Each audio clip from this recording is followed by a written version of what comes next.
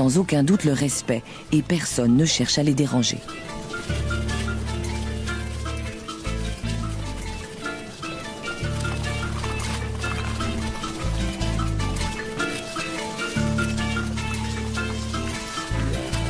Pour les Maasai, ce sont elles qui ont poussé les éléphants à quitter la forêt en envahissant leurs trompes et en pénétrant dans leurs oreilles. Mais ils pensent aussi qu'elles ont une mission précise à accomplir sur Terre. C'est Dieu qui a créé les siafous pour que cet endroit reste propre. Elle nous débarrasse des cadavres. Landcam en main, nous allons tenter de faire la part du mythe et de la réalité. Merde! Contrairement aux légionnaires, les siafous n'ont pas d'aiguillon. Mais leurs mandibules extraordinairement acérées tranchent à peu près n'importe quoi. Et dès que les grandes ouvrières ont découpé le cuir de leurs victimes, leurs petites sœurs peuvent attaquer la chair plus tendre. Je crois que je vais battre en retraite. Je m'avoue vaincu. Siafou 1, réalisateur 0. D'où l'utilité de Landcam. Elle ne connaît pas la douleur.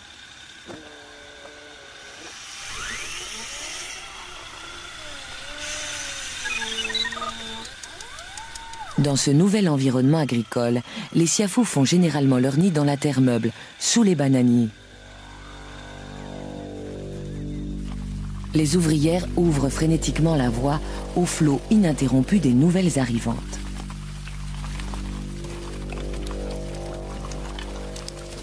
Elles sont totalement aveugles. Tous les ordres se transmettent par le toucher et l'odorat. Leurs corps sont couverts d'émetteurs et de capteurs chimiques. Dans cet univers obscur, elles creusent une fourmilière pouvant accueillir 20 millions de leurs sœurs.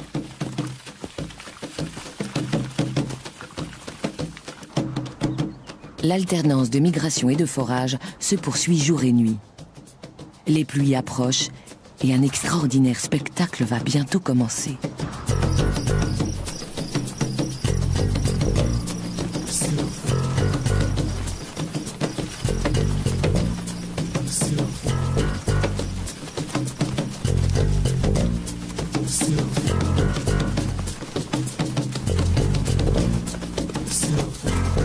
Non loin de la communauté, une étrange créature rôde, comme attirée par la colonne de fourmis.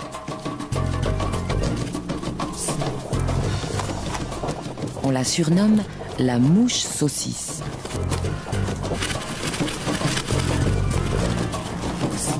À peine croisent-elles leur chemin qu'elle est attaquée par les fourmis.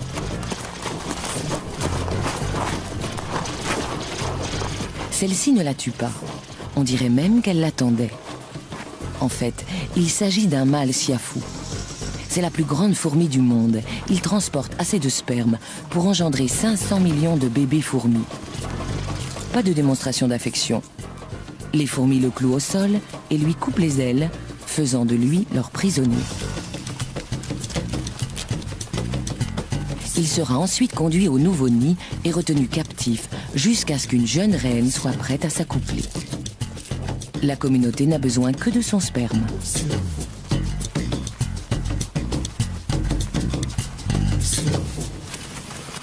La colonne s'enfonce sous terre avant d'atteindre enfin le nid. Landcam braque ses lumières sur les sentinelles qui montent la garde contre les prédateurs souterrains.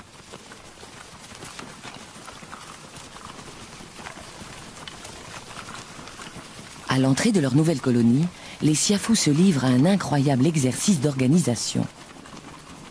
Chaque minute voit arriver 6000 fourmis qui transportent presque toutes une de leurs sœurs. Les nouveau-nés, les larves et les œufs doivent être nettoyés puis stockés.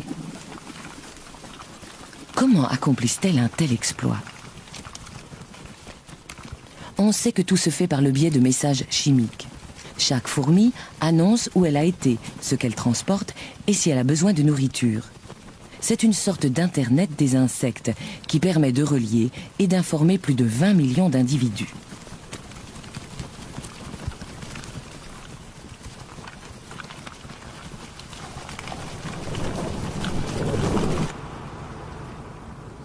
Dans ce gigantesque bunker souterrain, les Siafous ont élevé l'organisation sociale au rang d'art. En formation serrée, les soldats créent une structure solide qui enveloppe l'apparent chaos intérieur. Ces millions de fourmis entassées génèrent suffisamment de chaleur pour élever la température du nid de 4 degrés, maintenant ainsi la couvée à son taux de croissance maximum. Mais ces 20 millions de bouches auront bientôt besoin d'être nourries. Il est temps pour l'infanterie de se remettre au travail. Les Siafous passent la plus grande partie de l'année à sommeiller en menant une vie exclusivement souterraine. Mais avec l'arrivée des pluies, l'air se remplit d'insectes. Et c'est ce qui attire les fourmis à la surface. Les plus féroces prédateurs d'Afrique émergent alors par millions.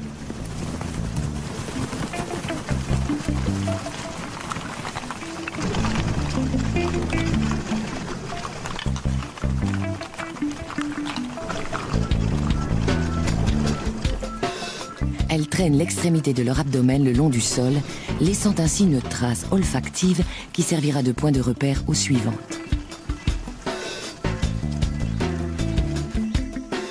Elles se dirigent vers un champ de haricots. Pour tous ceux qui s'y trouvent, c'est l'apocalypse.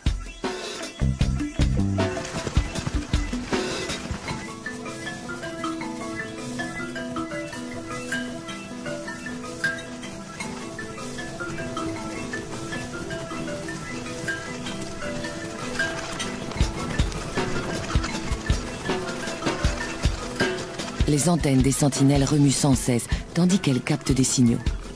Elles sont attentives au moindre changement dans l'air, à la moindre menace. Regardez.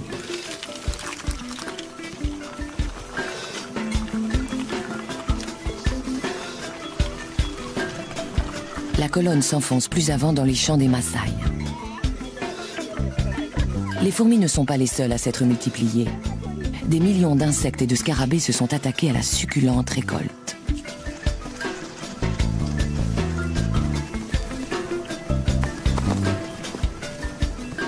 Cette fois, les Siafous ne font aucun prisonnier.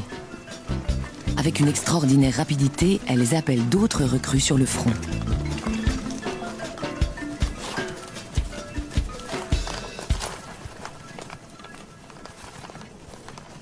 Malgré leur cécité, elles sont d'une précision chirurgicale quand il s'agit de découper leur proie pour s'introduire à l'intérieur.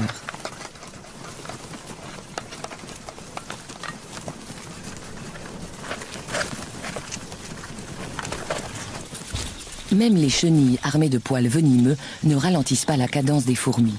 Comme tous les autres, elles sont dépecées et emportées. Les Siafous nettoient ainsi les champs quotidiennement. À tel point qu'elles font désormais partie intégrante de la communauté agricole. Chaque colonie de fourmis détruit en moyenne 2 millions d'insectes nuisibles par jour. 2 millions d'animaux qui s'attaquent régulièrement aux moyens de subsistance des fermiers. Même celles qui semblent ne rien transporter ont en fait la bouche pleine d'un fluide nourrissant prélevé sur leurs victimes.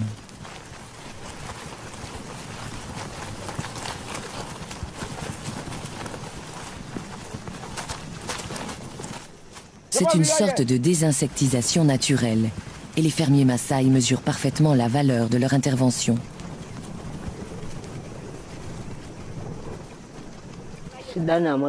Quand on voit les Siafous, ça veut dire que l'année va être bonne.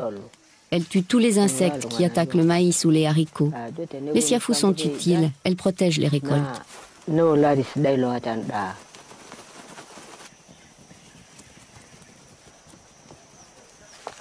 Tout ce qui est comestible et ne parvient pas à fuir est tué et dévoré. Les souris, les rats et les serpents sont tous au menu.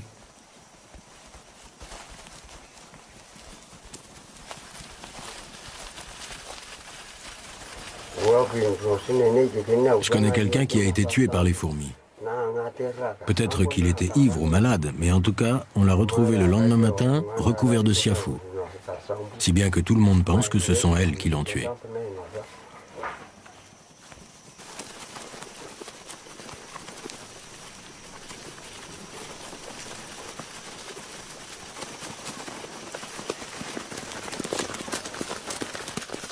Les Siafous ont un goût prononcé pour la chair humaine, et leurs troupes sont innombrables. Doit-on pour autant en déduire qu'elles attaqueraient délibérément des hommes dans l'intention de les manger? C'est une menace que les Maasai prennent très au sérieux. Ils font en sorte de toujours garder leurs bêtes hors de portée.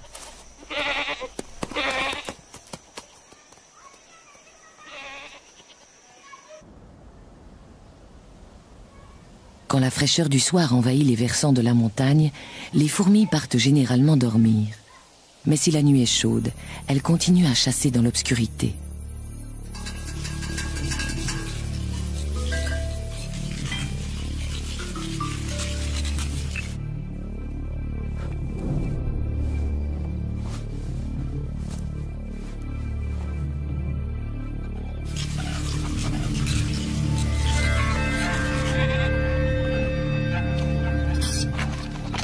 Les volailles sont enfermées dans le poulailler, à l'abri des mangoustes.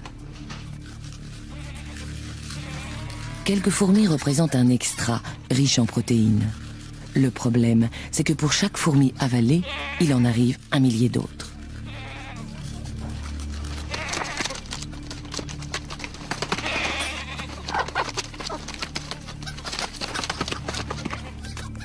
Conscientes du danger, la plupart des bêtes tâchent aussitôt de s'enfuir.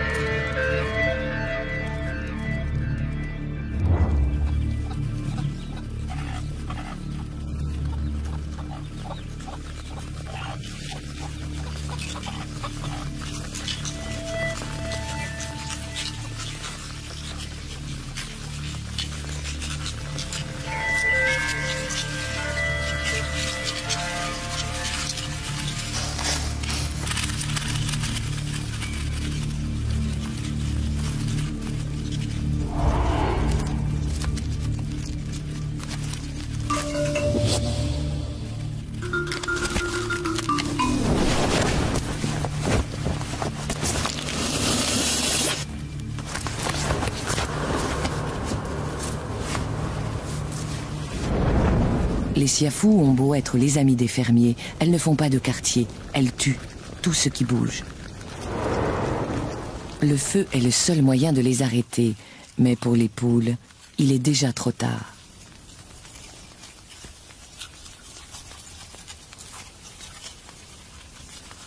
D'ici 24 heures, il ne restera que des becs et des os.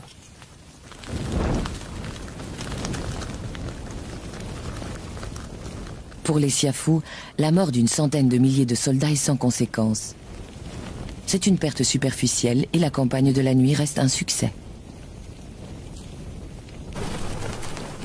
Les Maasai considèrent les fourmis comme une nuisance, parfois même comme un danger. Cependant, elles sont utiles à la ferme. Ils les comprennent et s'accommodent de leur présence.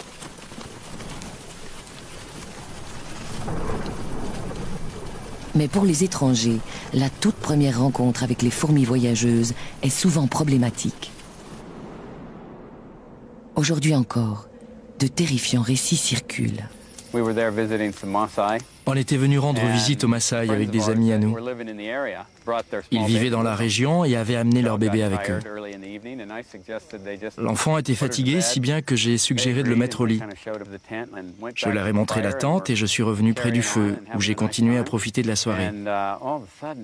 Et puis tout d'un coup, le bébé s'est mis à hurler. On a couru à la tente. Il était couvert de siafous. C'était affreux. Je suis sûr que si on n'était pas arrivé, les fourmis auraient pu facilement le tuer.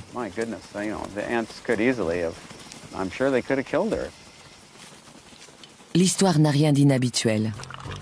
Contrairement aux autres insectes, les siafous attaquent parfois les hommes avec une intention prédatrice. Dans les rares cas où cette attaque réussit, la victime meurt par suffocation, après invasion des poumons. Pour elle, nous ne sommes qu'une proie de plus. Une parmi les milliards de vies qu'elles prennent quotidiennement. Les plus féroces prédateurs d'Afrique ne sont ni les lions, ni les hyènes, mais les siafous, de vrais fourmis.